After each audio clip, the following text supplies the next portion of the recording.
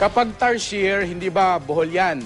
Malinaw. Pero marami rin palang tarsier sa Tupi, South Cotabato. Inaalagaan ng mga katutuburo ng mga naturang hayop. Makipasyal Pilipinas kay Jennifer Solis ng GMA Gensan. Matatagpuan 7 kilometro mula sa Tupi, South Cotabato ang isang sanktuaryo ng tarsiers. Dito sa paanan ng bundok matutom sa Proklinan, stress-free at malayang namumuhay sa mga luntiang puno ang sinasabing isa sa pinakamaliit na primate sa buong mundo. Bukod sa inisyatibo ng lokal na pamahalaan at ibang conservation group, nangunguna sa pangangalaga ng mga tarsier dito ang tribong Blaan at Tiboli.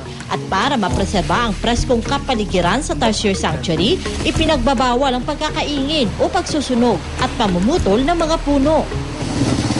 Paalala sa mga gustong mamasyal dito, maging maingat sa pagkikisalamuha sa mga tarsier. Iwasan ang paggamit ng flash sa inyong kamera para hindi sila magulat. Huwag din silang paglaruan. Kaya para sa mga nais mag-relax kasama ang mga tarsier, pasyal na sa Tupi. Jennifer Solis, Nagbabalita, Pilipinas.